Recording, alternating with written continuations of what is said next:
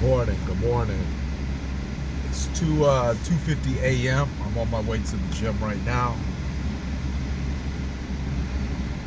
I had somebody reach out to me yesterday, and they were asking about, if they could sit down with me and discuss how they could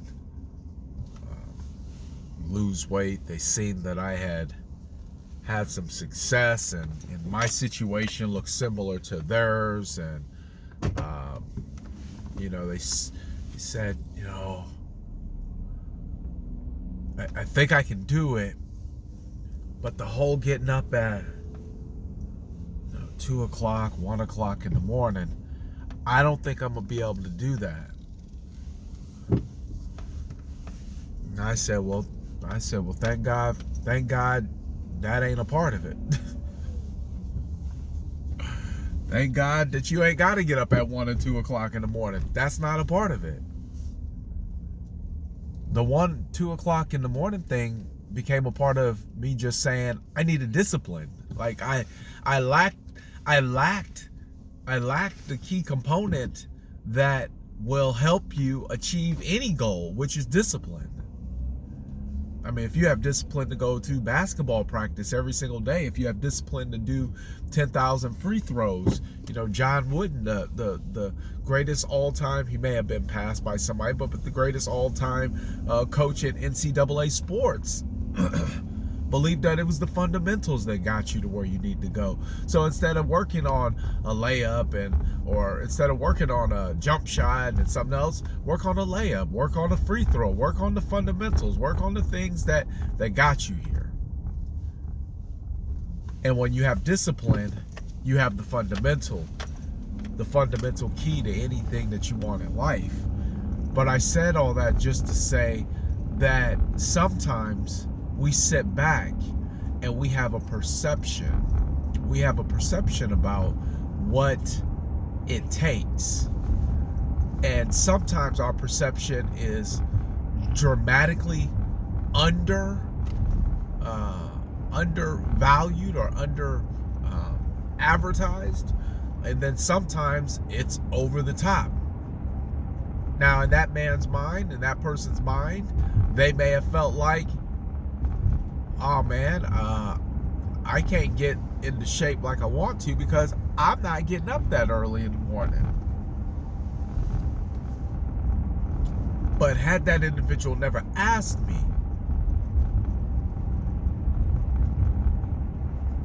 then they never would have gave themselves the opportunity to decipher what's what. And that's the thing that we do in life all the time. Like, I got relatives mad at me right now for hilarious for it. Some of them think I own a house that I don't even own. I just let them keep thinking it. They think that I've made moves and decisions that affected them on a piece of property I don't even own. I think it's the funniest thing in the world. So I like the fact that people see me in that light. Like I got the ability and the power to deal with big houses, and you don't know whether or not I own a whole house. Some people have bickering and arguments about who owns a piece of cake. Who ate my cake? But because nobody ever addressed me or asked me,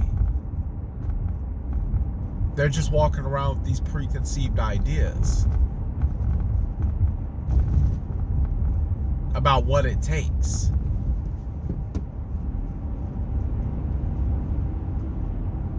And half of it isn't even close to what you think it is. So you're never able to really get to where you got to go. See, most people will visualize or have a vision or have an idea. Let me clear this up. Some people will have an idea about what they want,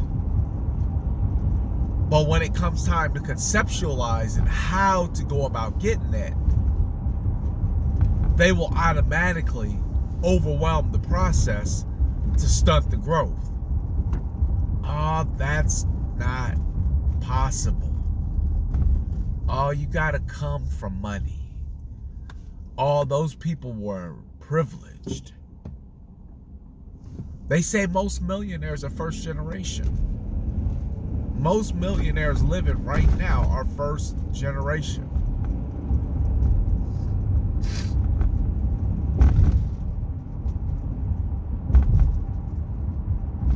But it's because we believe first before we ask second what the process really is. We never go into action.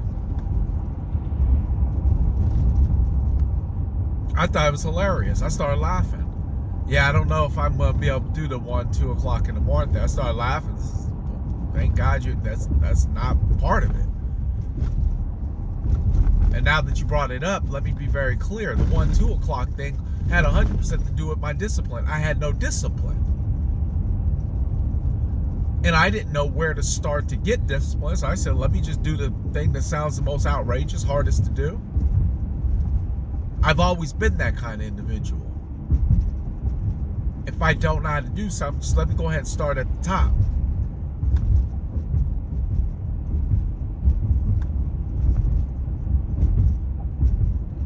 Because if you can master what's at the top, if you can master what's hard, then everything else looks like a downhill run.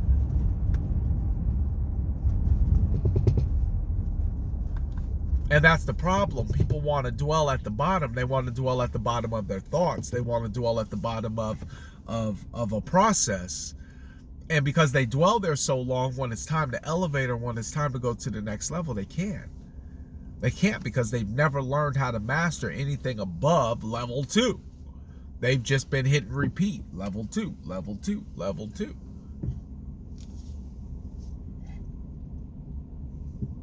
And the problem is when you repeat something over and over, but you don't go past that, when that opportunity comes around, you're not ready for it.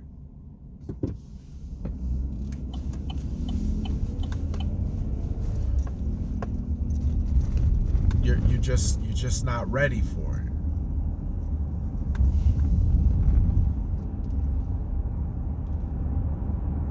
So I've always seen that it was better to ask the question.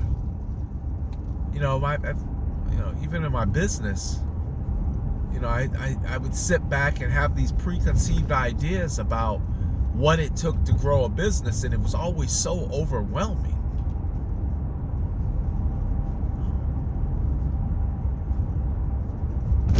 Then one day I sat down with somebody that was top producing.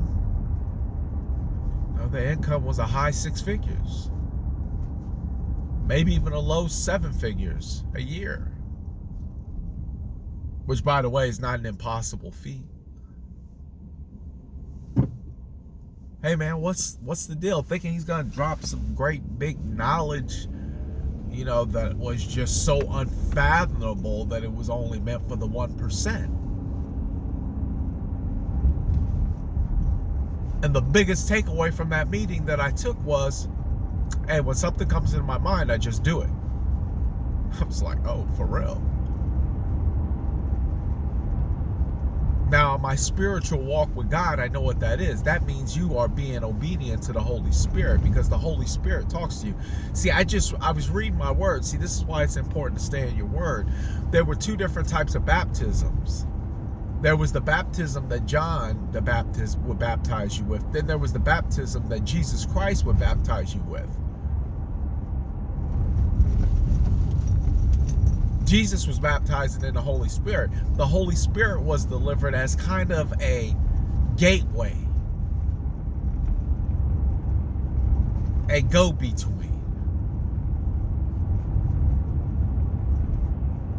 The omnipresence of God to be everywhere at one time is the Holy Spirit, to lead, to guide, and direct you.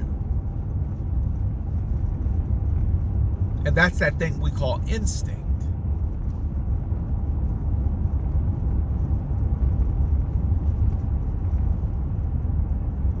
Then after that meeting and sitting down and talking and being told these great big things that I thought were great big things, that I thought were secrets. I figured out. Had I not asked the question, I would have sat there assuming all day long that the process was harder than it was.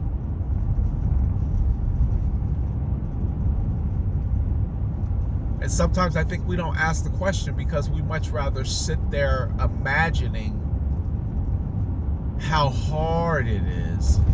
Because if we imagine how hard it is, it makes it easier for us to make excuses on why we're not doing it.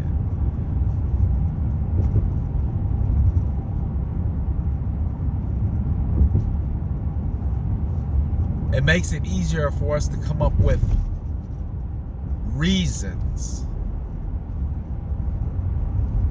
on why it's not done yet.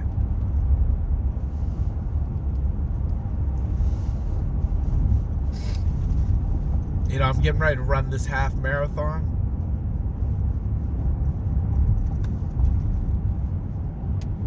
I could have made an excuse.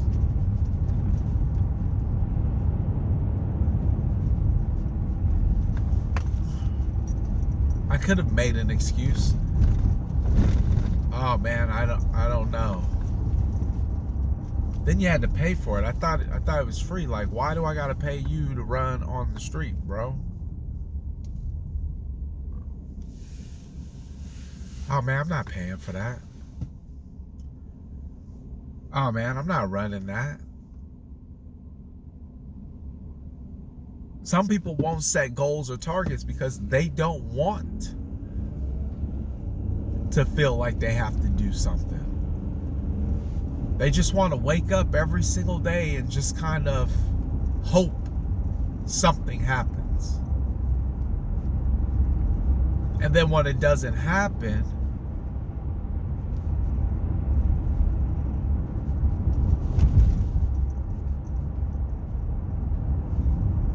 you know, the definition of insanity is doing the same thing over and over again, hoping to get different results. If you're getting the same results and you haven't changed anything, I would suggest that you make some changes. If I don't like the way my finances is going, best believe that I'm about to take me a Dave Ramsey class. I'm about to read up some books on how to set up a budget. I'm about to figure something out in order to be able to capture the thing that is seeping out of my life that I feel like I need. Best believe if I don't like the way that my relationship is, I'm gonna pick up a book. I'm gonna engage in somebody who's been married for 50 something years. Some 5 love language, 17 love language. I'm gonna figure it out.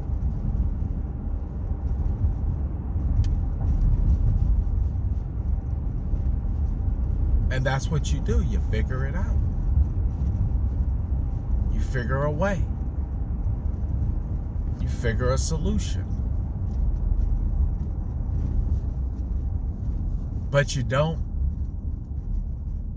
make excuses.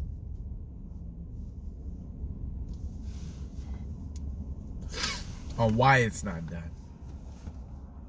Or why it can't be done. Because I tell you, had I not ever approached the people that I said, man, I said, I want to be in your position. I want to be like, how do I get there? I would have sat there all day long assuming how hard it was and how impossible it was and how it was just for the elect. I remember when I got into real estate, it was so funny because I really thought, I was like, because I'm black, nobody's gonna work with me. Nobody. Man, I done dealt with clients of every race, color, creed, and I tell you, they love me. They love me. And it was simply because I asked, how does this work? How does that work? You know, I'm getting ready to take on this other business that I've been kind of dabbling in. And the person that kind of introduced me to it in a roundabout way,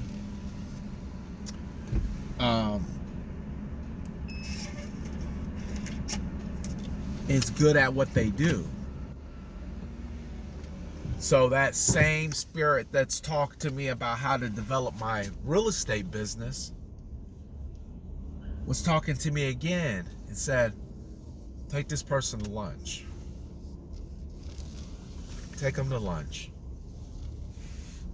And they'll share with you what they know. And I didn't waver on that. I didn't waver on that whatsoever. Not for 1 second. I hit him up and said, hey, by chance, does next week work for you to, if it's all right, I'd like to grab you lunch and talk about this business.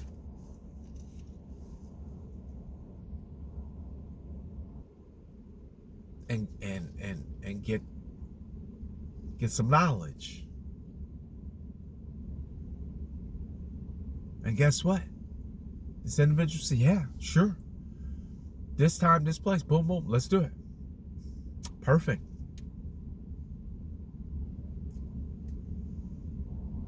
But when you sit back and you just assume, you always assume in the direction of something that will cause you not to go into action.